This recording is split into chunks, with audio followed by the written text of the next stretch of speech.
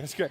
No, it's fun. So, so what we're going to do today, I'll tell you, the premise of today, I kind of told you, we've hit a lot of heart formation stuff. So honestly, if you're coming for the first time, or if you haven't been here the last few weeks, I'd encourage you to watch these on YouTube, not for the views, but just to give you kind of the foundational stuff. And so honestly, we spent about an hour and a half just talking about your heart and posture and relationships. And so today, what I want to do is I'm just going to talk as bluntly as I can about how to have great relationships, how I feel like God leads us to this. It's the most three-point-esque sermon that you'll ever hear me give. I don't preach that way usually. And preach. Some of you are like, you don't preach at all. You just talk. Anyway, so there's a bit of that. I grew up anyway. Yeah, so I'll be done with that. So three things, and then the last thing is kind of a bonus. And so the last thing is like something that didn't make any of the notes. It didn't make this outline. Sorry, I'm like, there we go. Sorry, Star Trek people. Anybody? Anyway, we will be more focused than that. But the last thing is a bonus that I didn't know where to put it, and I think we all need to know it. So, all right, here's just give you a quick recap. Here's what we said. Over the last few weeks, we said this, that God wants us to have great relationships. So at the end of the day, if God loves you and he loves people, a lot of the New Testament is centered around how to have great relationships with people. Like there aren't these there's not these points of the scriptures that are like, hey, treat people poorly. In fact, what we find over and over in scripture is what it looks like to have great relationships with other people. How do we find humility? And we talked about our posture in relationships. And so those things are true. Now, the place that we're going to spend the most time focusing today is around family.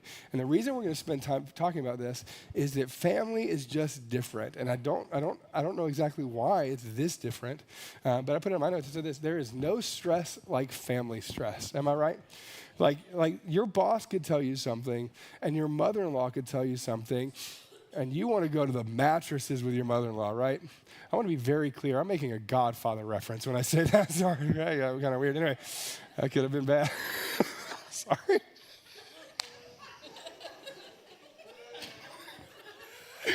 Sorry. I just want you to know, David's been a pastor for a long time. I love it, look up to him, and I love it because sometimes I'll say something that I wish I could have back, and I know there's the only person in the room who knows it and feels it like me, and that was one of them. So anyway, but yeah, so I'll just say this, like, so you can say something to you, and it's different, right? It just feels different. You know it's different. It just hits different. Or like your siblings. How many of you have siblings in the room? Do you have siblings? Yep, some non-only children. You know this, how many of you have the one sibling that they know how to get under your skin in a perfect way? Anybody? Yeah, that's great. That's great. So you feel this. And the other thing too, when you get married, you know this, like I love it. Like I'm actually doing a wedding tonight of a close friend of mine. We've done premarital, and I kind of always think this in premarital. And premarital is always either a little bit rocky or it's really great. Obviously, this has been really great, but I always laugh because there's a little bit of butterflies and rainbows, and it's all like, oh, I just love you, and I love you, and we're snuggling on the couch, or somebody else's couch, and I'm just like, oh, you would just think. And the reason is this, and you know this. It's so great, and it can always be like that until it's not. Until there's that day where it's like, like there's a little bit of that. And the same thing is true with your kids. I mean, you feel this with your kids too. Like other people's kids can say things that bother you, but your kids, and it's just like, oh, you feel it. And then empty nesters, you know this. No one can hurt you like your 20-something-year-old son. Like, you know that. And I can say that because I was a 20-year-old son that hurt my mom. Like, you know that.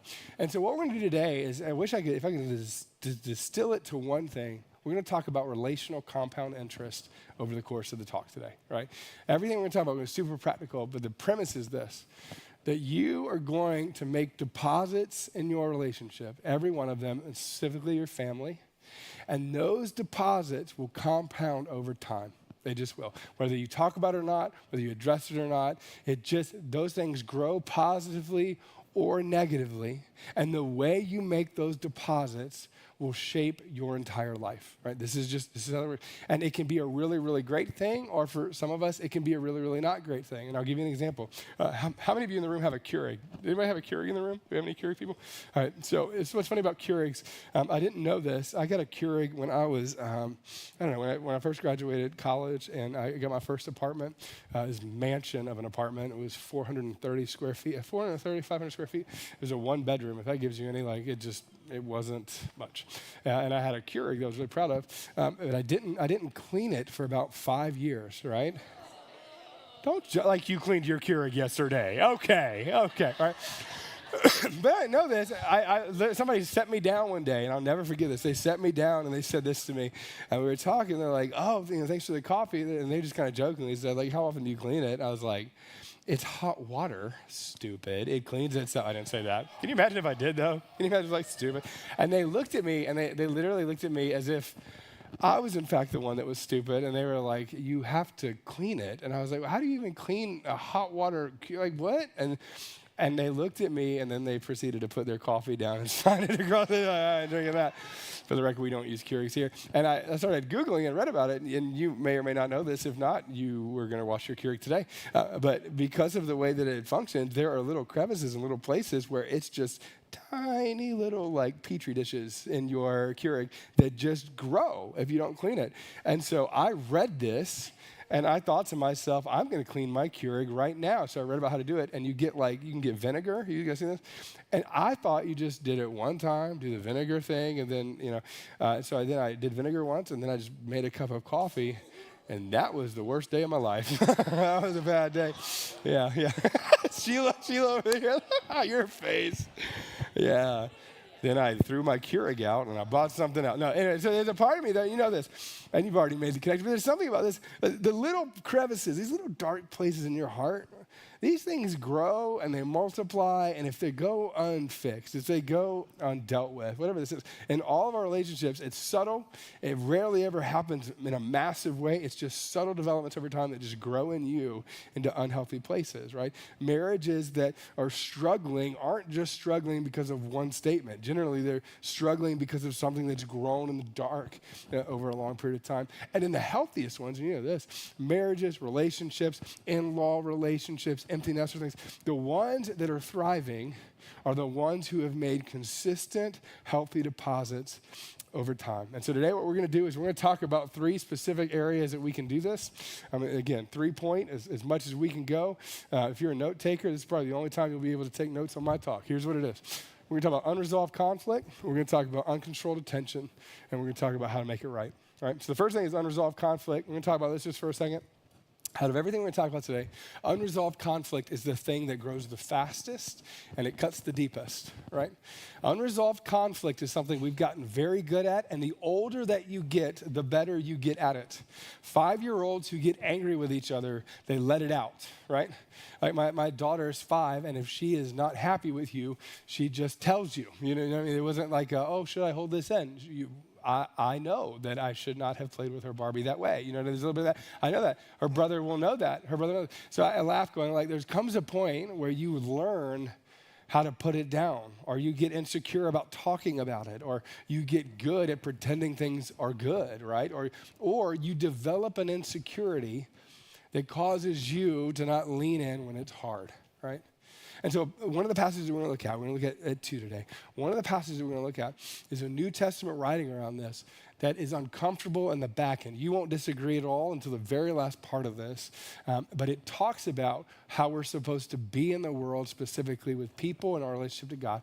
Now, here's what it says. We're looking at Colossians chapter 3. It says this: therefore, as God's chosen people, so it's kind of talking to people who are followers of the way or followers of Jesus, holy and dearly loved, clothe yourselves, and then you get a list. And there's a couple of these lists, but this is one of them. Clothe yourself with compassion and kindness and humility, gentleness, and patience. Now, you agree that people should have all those. We overestimate how good we are at those.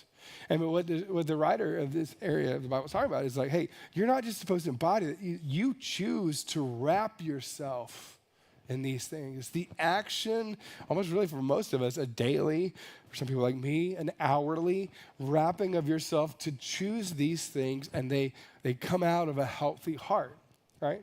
Which means that if your heart's like a Keurig and you've got all these little things that are bubbling up in it that you haven't dealt with, it is very hard to be intentional about being patient with people. The most patient people you know are not just passive. They're active about their patience, right? The people that you know that are kind are not weak. They're just kind. It's a choice. It's an overflow of the heart. And then he goes on and he says this, starts talking about relationships with people. He says, bear with each other and forgive one another if any of you has a grievance against someone. And then this is like the kind of part. He said, forgive as the Lord forgave you. Now, I'm good with all this except for the any part. We talked about this already a little bit in the series. I'm good with forgiving people that I want to forgive. I'm just not great at forgiving people I don't want to forgive. Do you know? Amen. You know what I mean? Anybody else? Like, there's a piece of me that's just like, I'm good. I'm good if we're distant and we're not super close. I don't feel vulnerable. I'm okay. I'm generally okay with forgiving that. But you know who it's hard to forgive? It is hard to fully and finally forgive family members that have hurt you. How many of you have ever worked on seating placement at Thanksgiving because of the person that you were a little bit frustrated at? Anybody? Yeah, we have an uncle and you fill in the blank, and I'll just tell you, I know exactly where he's going to sit and it's not next to me. You know what I mean? There's a little bit of that. And you're like, well, what is that thing? And it's like, sometimes it's a forgiveness thing. And it's not that you shouldn't have boundaries, but there's a piece of this where you go, I haven't released the debt that you created. I just haven't. In fact, to be really blunt, don't tell anybody this. Sometimes I enjoy holding on to it. I like feeling better than. I like that you created a debt just enough so I can feel better than you. There's a forgiveness thing that sometimes is hard for me to release. Some of you are like this with your spouse, but you don't say it this way. But you have a list of things and you have things that you know and you don't say it out loud, but there's a piece of you that goes, I feel slightly better than you in your weakness here, and I've forgiven you, but I like to bring it up in fights when I'm losing. Come on, the Jedi, that's a different movie. The Jedi spouse thing, and sorry, we're gonna go real deep, is to withhold the thing that you know is the trump card until it's a perfectly placed moment to get a gotcha and a win. I'm really good at phrasing things the way that I need to end a fight and feel like I've won it while simultaneously deeply losing the heart, right? And some of you are like this, and some of that is just gathered up things around unforgiveness that you've placed over here, and you've never released the debt of it. And the writer here is like, come on, Christians, people, just don't do that. And then he goes on and he says this, and over all of these virtues, put on love, which binds them all together, and this is the fascinating part, and when this is happening in its healthiest place, binds them together in perfect unity, or the best way I can think about this is like perfect harmony. You ever hear harmony and it's just a smidge off? It's not a lot off, but it's just enough, and it makes you go, like that face, It's like a middle school band concert. You know what I'm talking about? Like, there's like, oh, that's y'all good. But, my God. There's a little bit of that, And you just feel that, and you're like, I love you. Oh, honey.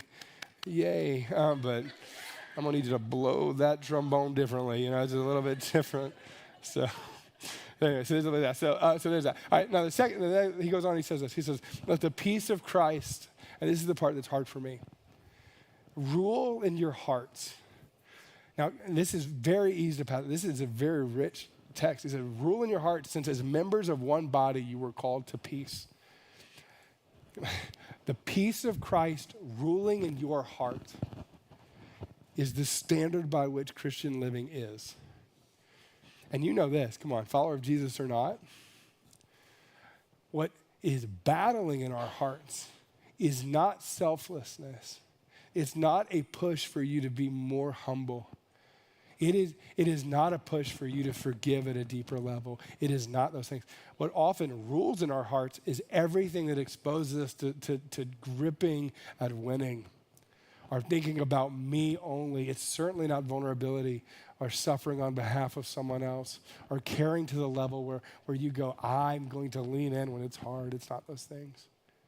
But when Christ is ruling in our hearts, and come on, the writers in the New Testament talk about how it's a matter of us submitting to that. It is accessible to us, but it's submitting to that and allowing him to rule in our hearts. And then this other part that's so fascinating to me is, since as members of one body you were called to peace. Most people talk about the one body thing, especially pastors like me, when you talk about serving in a church, when you talk about serving in the world, one body. But come on, you know this. The one body thing is an image for the entirety of those who follow Jesus. Now, please don't miss this. Which means when there is tension, friction, disunity, when there's this thing and something's not right, it's like stumping your toe. You ever stumped your toe and everything else is great except for when you walk, And you have a constant reminder of something not being right. The writer here's going, no.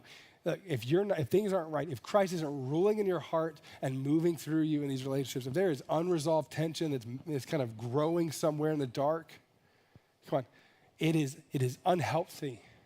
And whether it's your toe or it's your voice, whatever it is, like whatever is happening that's not right is not right. And as followers of the way, you work to resolve that tension. In your marriage, come on, you know this. The easy thing to do, and the thing that most couples do, is package and repackage and put it aside so that we can be right enough. But that ain't right. It is the working to get it out and get it resolved. We said this last week, but I said it this way. The commitment for us as followers of Jesus is that I'm not going to fight with you.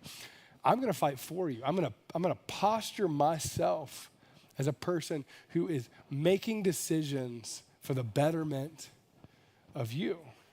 Now, I'm going to tell you this. There are certain relationships, it's easier to do this than others. Uncle whoever at Thanksgiving, it's harder to do, right? Your spouse is hopefully a little bit easier, but it's a little bit also easier to kind of package it and do this. Some of you, come on, I make jokes about in-laws all the time, which is always funny. I have a fantastic relationship, I think, you could ask them, with my in-laws. And part of the reason of this, you ready? Because they lead so well in this. If there's they'll just step into it. One of my favorite moments with my father-in-law is he asked me to go on a walk one time where there was tension, and I was stupid. So let me just say both of those things. I was stupid, there was tension, and then he took me on a walk in the kindest way possible. And you know what he did? He worked out the tension with me and called me towards the place that I should be. And I am so grateful and I love him for that. You know what I mean? Because he was fighting for our relationship, for our family, and it wasn't weird because we've greased the wheels of that so well for so many years. I'm just going to tell you, when you get this right, I'm going to fight for you. I'm not going to fight with you. I'm not going to fight against you. I'm going to fight for you. It changes everything. But the part of you that wants to create distance, the part of you that goes, I don't want to lean in, I want to blow that up for a second. And I want to do it with this statement, that's this. That you may never know what hangs in the balance of your decision to simply show up to the relationship, specifically where there's tension.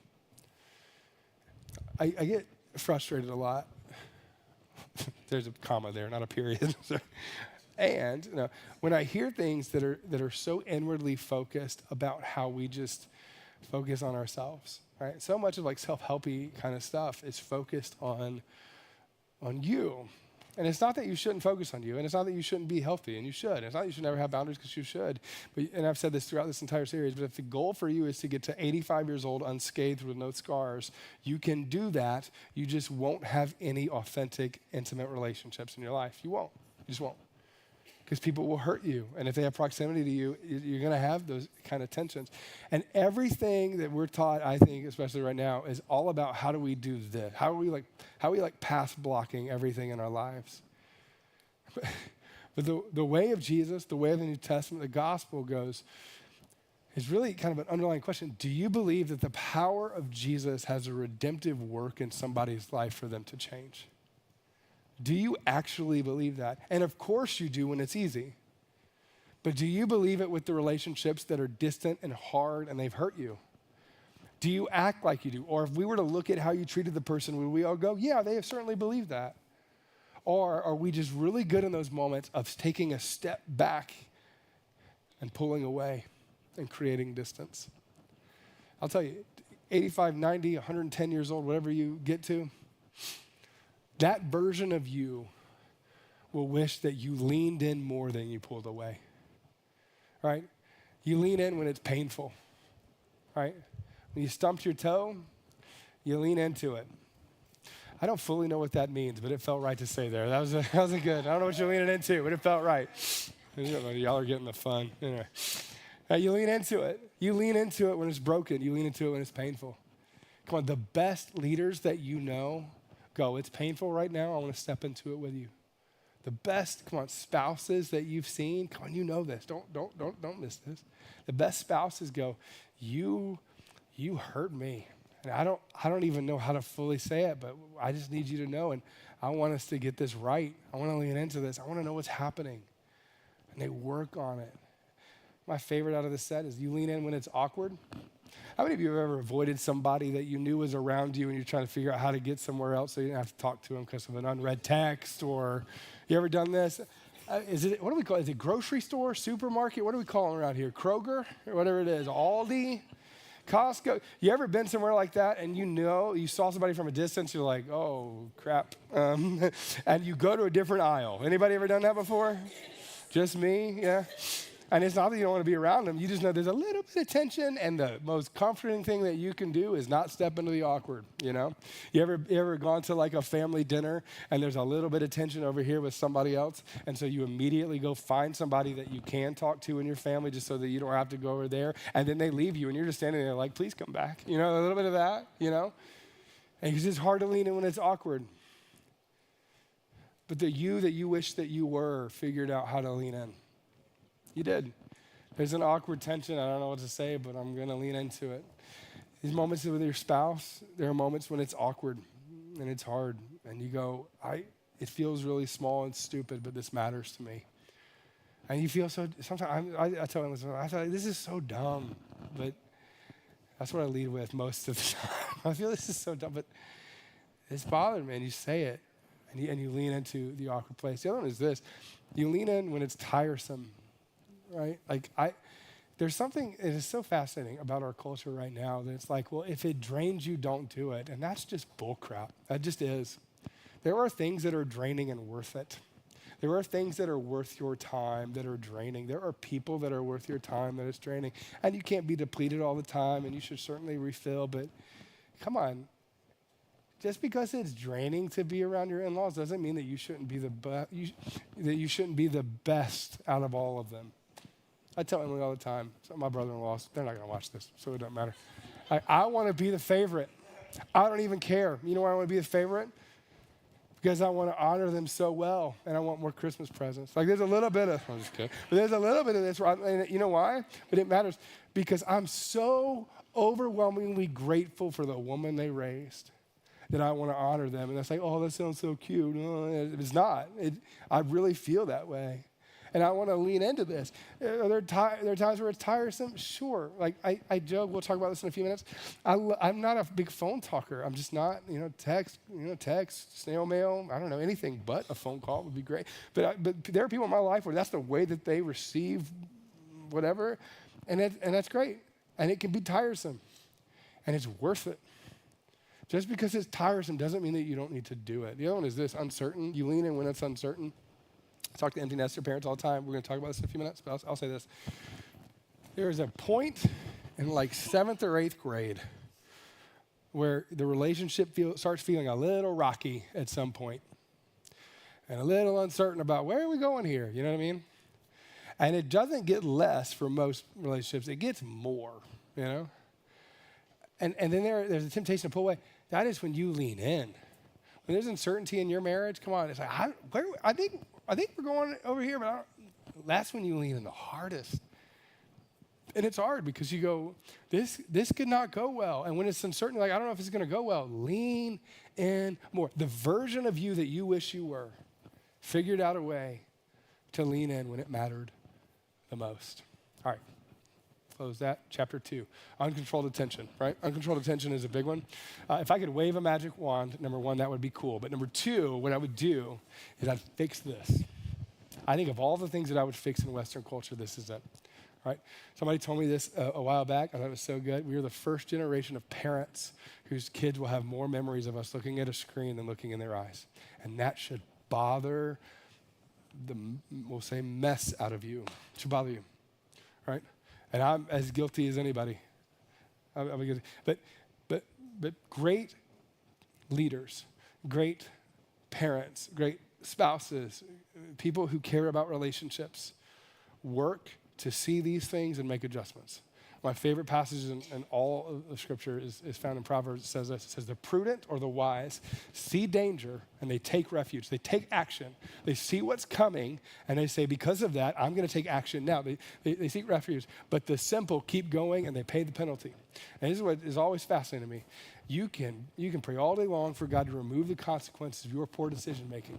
The problem is he just never promised to do that.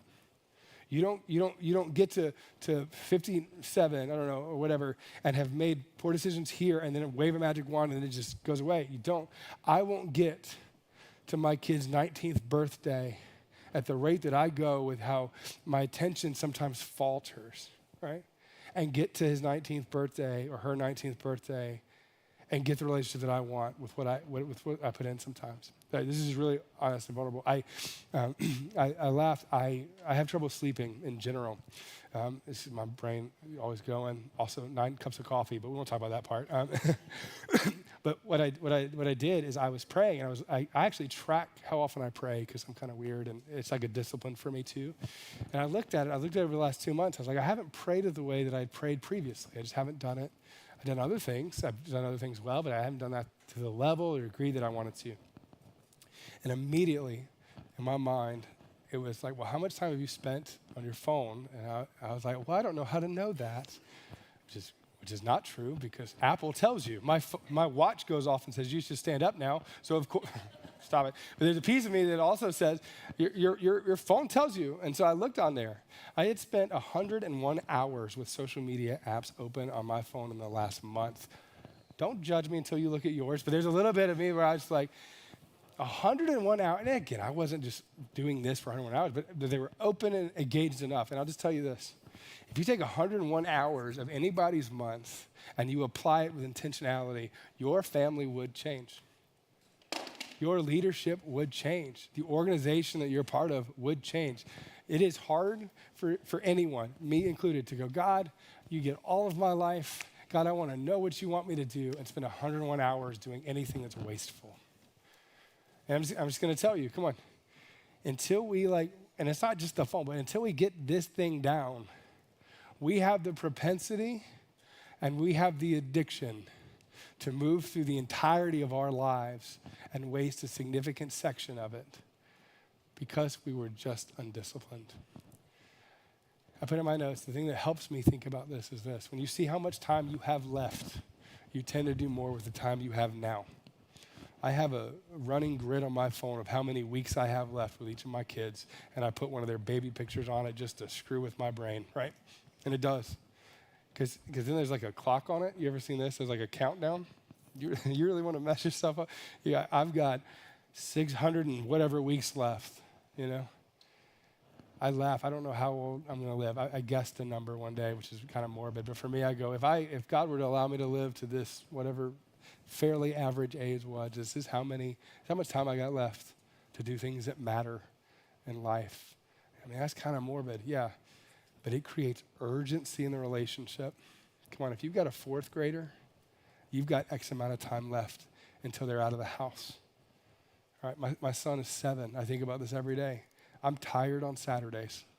I don't wake up on Saturday like, woo! I wake up on Saturday like, I don't know, I'm just kidding, I don't. But I wake up on Saturday. Now, I'm just going to tell you. And you know when he wants my attention?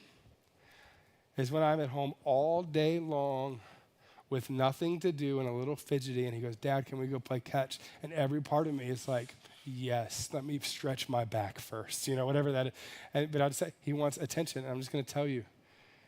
It's one thing to go, I don't feel like it this Saturday. It's a whole other thing to go, I've got X amount of Saturdays left. We talk about this with vacation. You want to know how to get your husband to go on vacation? Let me just tell you, Emily did this because she is Yoda.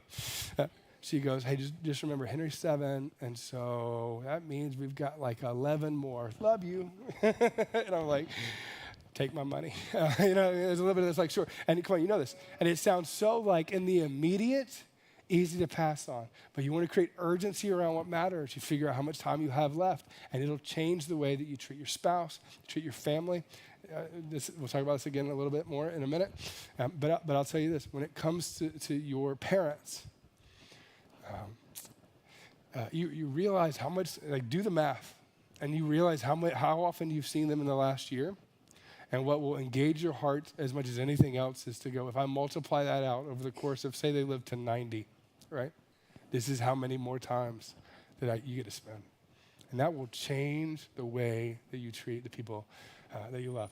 I put in my notes, I said this: you will never regret the time that you choose to spend with your family. You just won't do it. Nobody ever gets to the end of their life. It's like, man, I just wish that I would have spent less time. Now, maybe that uncle, but outside of him, like, you don't do this with your kids. Nobody gets there and they regret that. And I'm just going to tell you, come on, you reverse engineer this if you want to do it well. If you want to do it well, you become intentional about it. You become slightly obsessive about it. And the people that you know, don't miss this, they don't understand.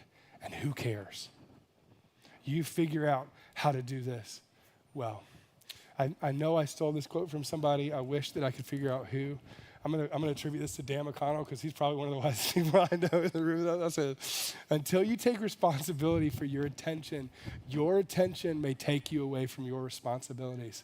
Now, I know that wasn't me, so amen that to somebody else, but I'm just gonna tell you, come on, until you take responsibility for the attention that you have, which is finite. And come on, we'll go one step further. I know I'm going fast. I'm giving you a lot. But your best attention isn't 24 hours a day. My best attention happens around 5:30 in the morning to about 11 a.m. And I'm just going to tell you what I've been working over the last year is if that's the case, Henry, Eleanor, Oliver, and Emily get that time. I don't take a lot of meetings before 11. Right? I drive my kids to school every morning. And it would be really easy for me not to do that. I have rituals in the car with them because I'm awake at that point. 9:30 at night, I'm like, nah, I'm not. We'll watch a movie, and I used to be the one who could stay up, and now I'm just like, I'm done. But your best attention, figure out when that is, and give it to the priority in your life. One of my favorite books in the last couple of years, I read a lot, but is Carey Nieuwhof has a book on this called At Your Best. You should read that. Adam Grant has a phenomenal book on this as well. I have to find the title, but read up on this. That's one of the best things that you can do. All right, one of the other things I put in my notes to say this, I know I'm going fast, is you want to get clarity around this. What change would your family most like you to make when it comes to your attention and your schedule? Now, here's what you're going to do. Here's a Jedi mind track. Here's what you're going to do. You don't even have to ask them because you already know, right?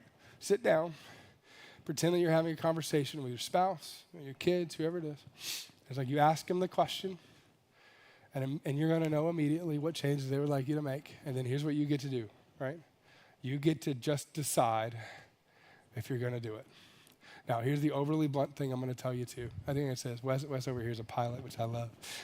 Wes flies all over the world. I was on a plane this week just reminding myself of things that Wes said about why this plane is not going to crash. But anyway, I freak out a bit. One of my favorite stories is I had a pilot friend, and he, the ways that it worked just for him, and this is not true of all pilots, Wes knows this too, but he was brand new into it, and he took all of the overtime stuff that he could do. All the overtime stuff. So he was making a lot of money at the time. And he would come in, but he would miss so much. And we did this exercise with him, and he goes, well, I know immediately my wife would say that I should be home. I should be home more. But I want us to have X amount of money, so I'm taking on all the additional stuff that I can do, all the additional stuff. And he goes, and one day, it'll be great. And you and I both know this, right? When you talk to other people, you go like, there's never a dollar amount that it's like, and then it's just not. It's just not. And I remember asking him, I said, hey, at the end of the day, if your wife is really going to answer this question for you, would she really want the money or would she really want you? And is this more of a pride thing in you? And I'll never forget this. And I just love how God works. He changed airline companies, got a different job, didn't take the overtime, and ended up making more money on the other side of that step of faith. And I laughed going, there's no way he would have known that, but the decision and discipline to do it ends up making things right. And you're like, well, is that everybody's story? I don't think it's everybody's story. What is everybody's story when it comes to obedience is when you open your hands to God and you say, I'm going to follow you into whatever's next. It may not be more money, but there will be something where he shows himself faithful to you in the step of obedience. And I'm just going to tell you, when you answer that question when it comes to your family, everything in you will resist that and do it anyway. Everything in you might resist this when it comes to your schedule. Do it anyway. I tell Emily all the time. We talk about this. I struggle with this a lot. I always think that it's on me, that I'm the one who has to carry whatever it is that I'm carrying it. And she has to remind me all the time. And by that I mean, most every day that there's a limitation to whatever it is that I could produce and do. And as much as I fill my schedule with whatever it is that makes me feel like I'm making progress, at the end of the day, whatever my limitation is an actual limit. And it's taken me 35 years, don't tell anybody else, to figure out that I have limits. But I do. And God and his power is on the other side of what those limits are. The people that do extraordinary things aren't just the most disciplined. They're not just the most talented. They're not just the most gifted. They're people who recognize their limits. They align themselves with obedience and what Jesus is calling them to do and invite him in to do the extraordinary. And for some of you, when it comes to your schedule and when it comes to your attention, you got to figure that out. All right, next one is this. I wish I could figure out a better way to say it. You just got to figure out how to make it right. You know when it's not right. And when it's not right, you got to figure out how to make it right. And so I'm going to talk just for a minute about empty nesters and adult children. I'm just going to tell you, I will be really honest with you about this. I grew up single parent home. It was just me and my mom. And there were seasons of our life where we did this really, really well. Seasons of our life where I didn't know if we'd talk again, and most of it was on me. And so the brilliance of my mother, there's a lot of them, but one of them is that when I was in high school, she started reading about how to be an empty nester. And so she was reading about this. She offered me a copy of that book, but that was not what I was reading at 17 years old. I did not read it nor care, and she anticipated the pain and hardness that this would be, especially in a single-parent home. And so there's a uniqueness to this with me, in that I grew up, it was just me and my mom. Emily, it was a little bit different and probably more complex in certain ways, because they had to usher 5 children out of the home. And so they felt this pain 5 times and different, and then finally they were all gone. And it's like, oh God, whatever that is. And so I'm going to tell you a couple of things, not as an expert at all, but as a person who has lived and is living through this currently, trying to figure this out. It's the most important, one of the most important things that you'll get right, I think. The first thing for empty nesters, I'm going to speak to empty nesters first, as a person who experienced my mom doing this well. Somewhere around 7th grade, kids want autonomy. Really around 7 years old, they start wanting autonomy, but at a certain point, they become capable of not listening to you and doing what they want to do. And usually that's around 6th, 7th grade. It's usually in middle school, which means that you can tell them not to do something, and I'm not going to drive you there, but theoretically they could hop on your phone and get on Uber and do it anyway. Now, there would be significant punishment, but they could. And the fact that they could means that there's a version of the autonomy that exists, and from that moment on, it only grows. And the desire for it only grows, and your trust in them varies at different degrees, but however much you trust them or don't trust them, their desire for autonomy grows. And at some point, they leave your house and they go to college or they start working or they leave and then they come back. That happens sometimes too, whatever it is. But at some degree, the autonomy grows, and when it grows, it is the landmine of most relationships between empty nesters and their adult children.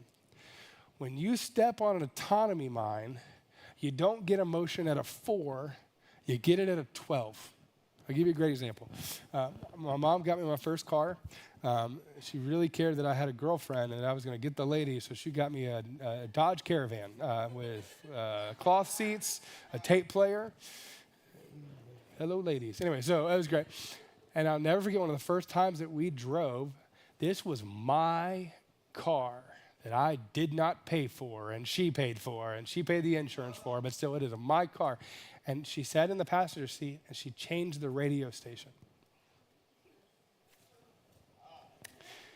And I lost my crap.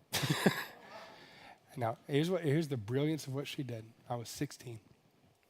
I said things over a radio station that no mother should hear ever. And she could have matched my energy, which we have done in the past. She could have acknowledged that I was wrong, how I talked to her, which I was, or she could recognize my own autonomy in this moment. And she looked at me as a 16-year-old and apologized. Do you know how small I felt when she said, I'm sorry for changing the radio station from whatever. And she sat there and listened to Nelly for the next 30 minutes in our car, you know what I mean? Like, but you know what she did? And this is the foundation of so much of it. She recognized autonomy early, and she worked to do it. And we didn't always do it well. But I'm 35. Like, come on, I got kids, and you know this, if you have kids in your 30s, you know this too. Like, I don't want to, you were a great parent. I'm not asking you to tell me how to parent. And she recognized this. You want to step on your kids' toes, tell them what they're not doing right as a parent, you know this, and then it just, and you're like, why did it blow up? Because they are looking for autonomy. When you give autonomy, you invite them to come back around and ask you later.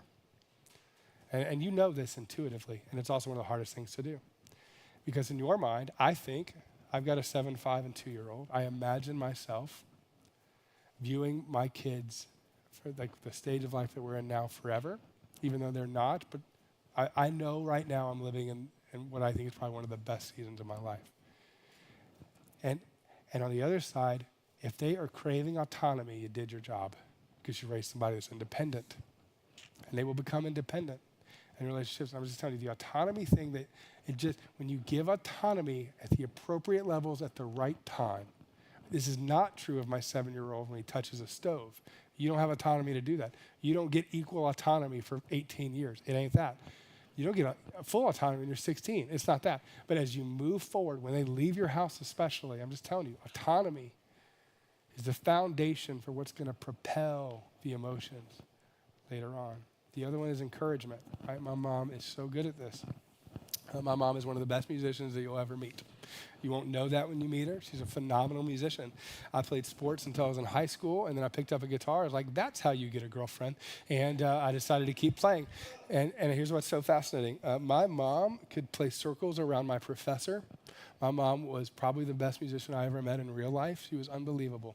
And then she started trying to teach me how to do music. And she was the one person I couldn't hear it from. And this is what's so fascinating. You know why? Because I was old enough in high school when I started to say, I've got a professor who's critiquing me. I've got all of these other people who are criticizing what I'm doing or if I'm writing something, and there's enough critics. And we got to the stage where I never needed her to do that. I needed her to encourage. I needed the one safe place that I could come and be encouraged, right? And she, over a few talks, recognized that mattered. And you know what? And I love this. I brag on her right now. I know she'll watch this at least 11 times, especially now that she knows I'm talking about this. It's kind of funny. But I'll tell you, every Sunday morning I get a text from her. Not like she doesn't miss. And it's some version of I love you. Some version like, hey, it's going to be great. You're very gifted, all that kind of stuff. And I love that because here's why I love that. Her role in my life isn't to be that critic. And I'm just going to tell you, and it's like it's a superpower. When you get this right as a parent, as an empty nester, what you do is then they come back around. You know who, outside of my wife, I go to advice in this season the most? Is my mom, because she does this well, right? She doesn't input it. She's not like, and you know how to do this. Come on, we all know how to manipulate it in there with a compliment, but really it's not. You know, it's not that. Don't do that. She prioritizes this thing, and it fuels the rest of it. I'm just going to tell you, this isn't true when they're 7, 8, 9 years old. It's not. But at some point along the way, the relationship shifts. This is the thing that brings them back. And the last one is this friendship. The relationship changes at some degree to where there's a friendship that happens or it doesn't happen. We were in Atlanta. I remember being in my early 20s, the first time I ever heard this. As soon as I heard it, it completely changed my goal. Every goal I'd ever heard around parenting was raise godly kids and like all this kind of stuff, which you do that. Please do that. That's great. But what they said the goal was, and it changed my life, they said, we want our kids to want to come back home and we want them to be around each other. And I went, oh man, that's it. Because if they want to come back home, you've created a safe place for them to process most anything. And if you have siblings, you know this. I didn't have siblings, but my wife's, there's 5 of them, and I laugh like they have a uniqueness to their relationship that I don't even try to get involved in. You know what I'm saying? Like, I don't ever critique a sister. Like, you ever seen this before? So, but you just like, you don't talk, that's my family. I'm like, well, I'm kind of in there too, right? I'm a family. You ever say, yeah, but don't ever talk about myself. Like a little bit of that. There's a uniqueness to that. And I love this I've talked to my father-in-law about this. They've just done so well at creating a place where they love to be around each other. They love to be around each other. And I'm just going to tell you, that's the end goal. If they want to be around each other, one of the most complex relationships is with siblings. And if you can do siblings well, you can do just about any relationship well, because they steal your stuff. You know what I mean? They're wearing your clothes right now, and you're a little bit mad about it from 7th grade. You know what I mean? Like, if you can do that well, there's something about it where you've learned some of the complexities. And if you want to come back home, you've done the safe thing well. And I'm just going to tell you, that's the end goal. And the last thing around this that I would say is this, and this is so hard, and everybody's situation is different. And I'll try to be as vulnerable as I can around this, but I'll say this. Don't rationalize distance. Don't rationalize distance. Your kids are going to hurt you. Your kids are going to say things to you that they should never say to anybody else. Your kids, when they get older, will cause you a different kind of pain than anybody else in your life. That is true. And if you don't think it is, ask somebody who's got it. You know, you get it. They will. They have a unique propensity for that. Somebody told us a few years ago, and it applies for our stage of life, but I think it applies here too. There's a safeness to home. So if your kid is acting up or saying things to you now and they don't do it out with everybody else, don't miss this. It's because they know they can be fully whatever at home. And I'm just going to tell you this. I thought that was just for 7-year-olds. That's for adults. Some of you talk to your parents in a way that's painful because you know that you can. Because it's the one place that you're safe to do it. And I'll never forget, there were times with our relationship where I said things so horrible. I mean, not just over the radio, but I was mad about something else and I took it out at home. And I'll tell you, I mean, this is really honest and vulnerable. I got my mom and I've got my dad. One of them prioritized the relationship and one of them did not. And one of them was there when there was deep tension and pain and struggle and like no matter what. And she showed up over and over and over again, sometimes not well, but she just kept showing up. And please don't miss this. Everything in you is going to say, well, they don't want me to, or they told me that they didn't. I remember looking my mom in the eyes and said, I do not want you to talk to me. I was, come on, well, you're the 10:30. I think we got it at the 9, so I don't even think it's going online. Come on. I looked at my mom one time and I said, if you ever want to see your grandkids again, don't ever, ever, ever say that to me. I don't know that I want to do it. And it was so painful. And you know what I was upset about? Somebody else. And she hit an autonomy thing and it blew up. And I'm just going to tell you, I was so wrong. I was so wrong. And she called me the next day. And I'm just going to tell you, everything in you as an empty nester, everything in me when I'm at that stage of life will go, well, they said this, and they don't want me to do this, and da-da-da-da-da. And I'm just going to tell you, wrestle it down. It is a wrestling down. Put your arms around them and say, I know you want to get away, but I'm here either way. And you're like, and you will have every reason not to, and you will rationalize it. But at the end of your life, when you're 95, 100 years old, everything you just told yourself about not showing up, they will regret and you will regret. And this is, come on, I'm going to say one more thing to you. This is just really blunt. Whoever's responsibility it is to make it right, please don't miss this. Whoever's responsibility it is to make things right is irrelevant. Be the one who does it anyway. Some of you are sitting in this room right now and you're emotional about this because you just wish that they would call. And you're not going to be the one who steps out and do it. You're fine. But I'm just going to tell you, if you're an empty nester, be the one who takes responsibility for showing up anyway. All right, next one is this. For those of you who are like me, you're the adult children in the room, I'm going to say this. Honor never comes naturally to most of us, especially now in our culture. And the real part about this is that you're never going to know all they did to sacrifice for you. You just won't. And here's how I know that. Oliver was up all night the other night, and I thought to myself, you will never know, but I will always remember. You know what I'm saying? I will never forget. But they'll never know. They'll never, come on, you will never know all the times your parents called on your behalf to a coach. You'll never know the crap they took because of something that you did. You'll never know those things. You'll never know that they chose to move how, you just thought you moved. That they moved to get you in a different school district for whatever. You'll never know those things. So go looking for it. You want to know what greases the wheel upwards in this relationship is you find moments to honor them. Honor them for the things that you have seen, and as it comes out, figure out a way to honor them and thank them for those things. And I'm just going to tell you, don't miss this. It'll never be enough. You'll never know all of it. You'll never see all of it. It'll never be enough. And do it anyway. Honor your parents. It's one of these passages in Scripture. It's one of the few that's connected with a promise. It was so funny.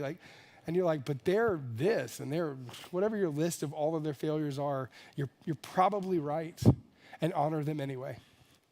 Honor them. Find something that you can honor them with, and work on that. It greases the wheels for everything else. The other one is this: is the process of invitation. I tried to figure out a better way to say this. I couldn't figure it out.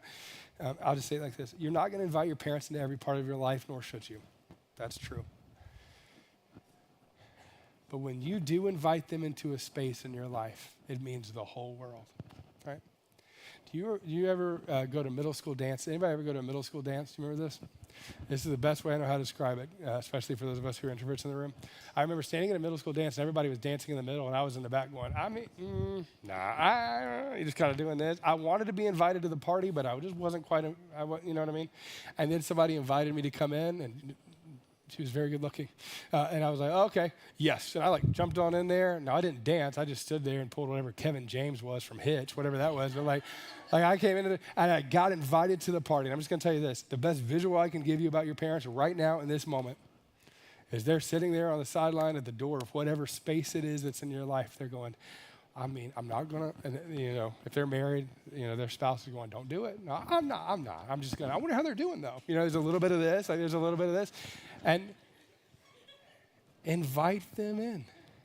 Not to everything, because you're not going to, that's great. You should have a little bit. But invite them in. You're struggling with somebody, tell them. You're like, oh, work was hard. Tell them if that's appropriate. Don't talk about your marriage. Don't ever do that. Don't do that. But tell them, invite them. Invite them into the complexity of whatever that thing is. And watch. They will jump so fast in that direction, it will be fun to watch, right? Do that. And the last one is this. This is really honest. Kindness, I think, is one of the biggest things around all of it. I know we're going long. We're going to wrap up here in just a second, but kindness will never come natural to most of us in this, especially when they step on a landmine. And you might be right. You might be right. And I think over the last 5 years, I had 4 goals, 4 overarching goals for my life. One of them is to Emily. One of them is to my kids. One of them is to this church. And one of them, which was new, was to my mom and to being the kind of son that I wanted these last, I'm going to go 30 years to be with, And what I realized along the way is that when you do the math and you figure out how much time you have left, and you can't ever figure it out, but it just, I realized that I was just short a lot. I was always a little bit busy. I was always a little bit tired. She never quite got my best on a phone call, in person, because I felt safe. She was, she didn't always get my kindest words, to put it lightly. And I just remember thinking this, and nobody ever says this. I never heard this, but you're as much writing the story that they're going to tell about you as a kid that they'll never share with anybody else. They're not going to talk bad about you. Most of them won't.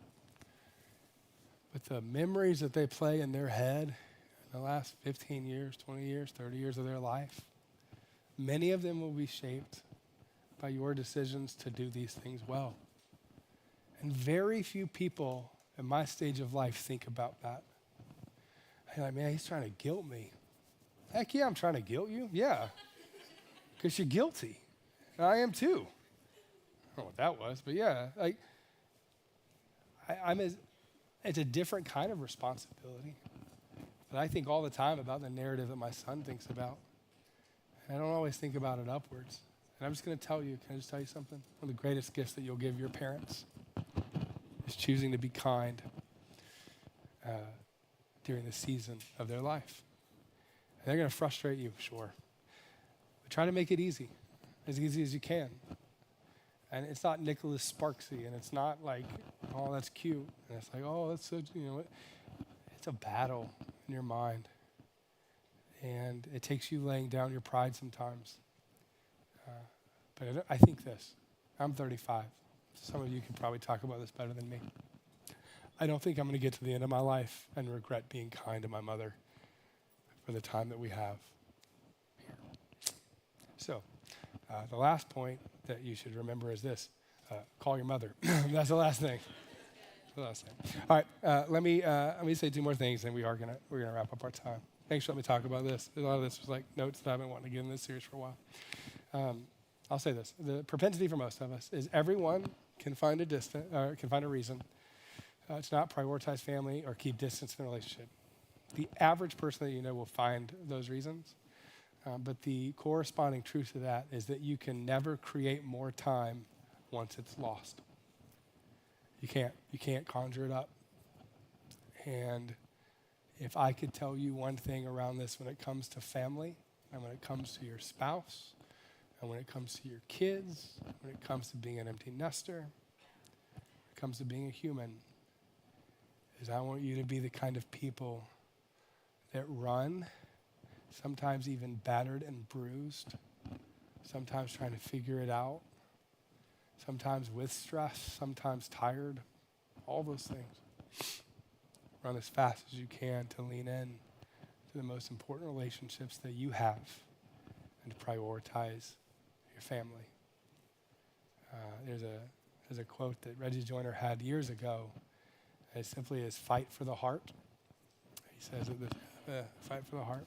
And I'll tell you, whether your kid's 7 like mine is or 37, whatever you have to do to fight for the heart, fight for the heart. You've been married for a year and a half, or you've been married for 45. You're fighting for the heart. The person who's your enemy, that you're in close proximity to, you're fighting for their heart. The person that has hurt you and you're trying to figure out how to forgive, you're fighting for their heart too. And if you're a follower of Jesus, it's not a like, hey, I hope you do. It's a, this is what it means to be a Christian in relationships. You fight for the heart. So I'm going to pray for us, and then we're going to go get all kinds of sugared up, and then we're going to leave. Let me pray. Father, we thank you for these truths. And I pray for the person who's here right now, and if they were really honest, they go, that sounds great. Maybe it's emotional, but I'm still hurting because of fill in the blank. And I pray that, as we talked about earlier, that they would acknowledge their own limitation, and that they would trust you and invite you into that space, and that you would do what only you can do in bringing redemption and healing to the relationship. I pray for the empty nester in the room who hears these things, and they just, they heard the other side of it, and just go, man, I wish they were doing that. And I pray that no matter what they do, that the empty nester in the room decides to lean in no matter what. And that they chase it no matter what. And they show up to the door no matter what. And they say the things, even knowing at times that they'll be hurt, no matter what. And I pray for people that are my age, whatever it takes to get a hold of our mind and our heart, to remind us of the responsibility, the sacred responsibility that you've given us to honor our parents. God, I ask that you would help us to do that too. I pray for the marriages in the room that they need healing in some place. And it kind of has been that Keurig thing for them. It's just been growing for a long time, and it's unaddressed or whatever it is. And I pray that you give them the discipline to do it. I pray specifically for the dads in the room that are tired and overwhelmed. Father, we ask that you would help us to be the kind of men that you've called us to be. God, that you would help us to reach the limit of whatever our limits are. And God, that through the power of your Holy Spirit, that you would move through us. God, I pray for all the relationships that we didn't even talk about today. The beautiful and truly sacred act of becoming selfless for others. I pray that we're marked by that. And of all the things that might be irresistible about the gospel, I pray that that might be the thing that draws people to you.